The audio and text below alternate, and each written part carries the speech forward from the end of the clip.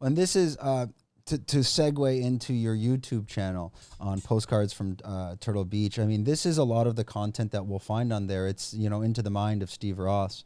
Yeah. Now, before I really want to go into your YouTube channel and discuss what I've saw, and I'm going to attempt to dissect an episode, let's say. Okay. Now, before we get there, Pete from Irish Times, I talked to him earlier today and talked to Steve about this. Pete will most likely be doing a follow-up on Steve Ross to really dive into his return to Thailand and what he's been experiencing since he got here. Maybe they do that in December. I'm not going to be going into that content because that's going to be part of that segment. What I would like to go into first, before we go into your YouTube channel, when I first talked to you on the phone, and then we had that Facebook Messenger meeting, one thing that quickly came to mind: Steve Ross is living, and I'll put it very bluntly, living the nightmare and the fear that every furlang dreams about and wishes will not happen. And what I mean by that is, someone like myself, I only have one fear, and that's the fear to wake up in Canada and say, I'm not in Thailand. And I've had that nightmare numerous times where you're in your dream and you're like, fuck, I'm back home in Canada, and you can't get a flight back, and you couldn't afford it, or you can't get a boat, and now, or maybe you have a kid. There's always something where you can't get back here. You've lived that nightmare. Mm-hmm. Yeah. Before we go into the memoirs and the YouTube channel, could you comment on that fear of, and conquering that fear? And now you're back here. There's a story there. Not a revenge story, not a vengeance story, but, it's a part of you that's probably been missing for 25 years. Those 25 years of trying to get back here, what went through your head those 25 years? And finally, that emotion, that feeling, getting on the plane and saying, you're coming back here, this is where you're going to end your life. Can you just talk about like that whole experience and leading up to that and bringing yourself back here? And then we're going to dissect Postcards from Turtle Beach.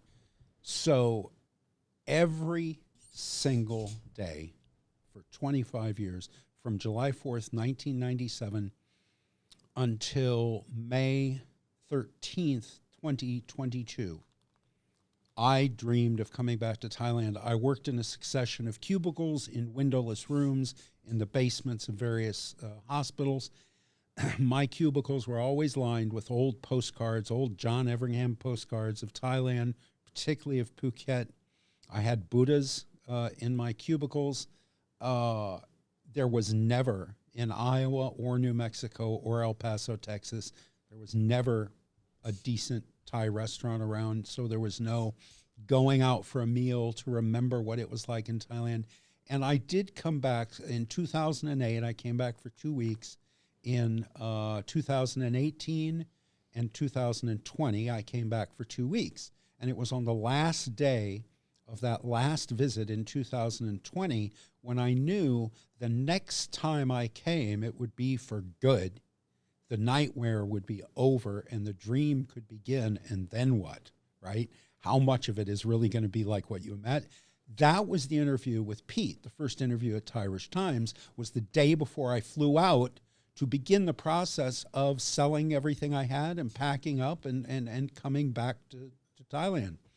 So that's a very emotional interview. And we were in a beautiful setting, and I go back every now and then and watch pieces of that because it's good to put myself back in that head where something you've been fantasizing about daily, something you've been dreaming about, something that you've been clinging to in order to survive what was happening in your personal life.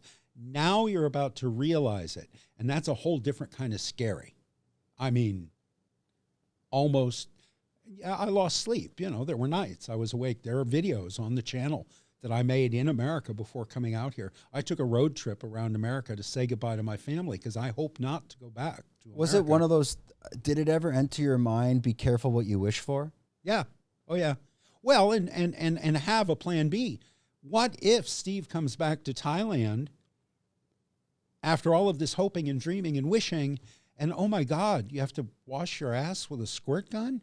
What if he can't deal with that? Oh my God, the food's so spicy.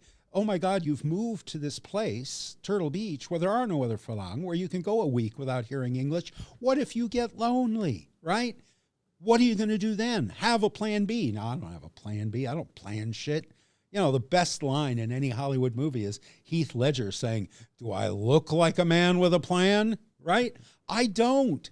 I have just been counting on it's all going to work out. So far it has. Thank God. Knock on teak. It has been a tremendous 4 months since I've been back. I've enjoyed every minute of it. I'm so glad I did this. I feel so good where I am. Ask me again in a year, right? And what do you do? What do you do if the dream turns out to have been wrong? I don't know. I hope not to have to face that. Do you think about that often? Not often, but it's there. Like right now, it's the answer to your question. And I spend a lot of time alone, a lot of time alone.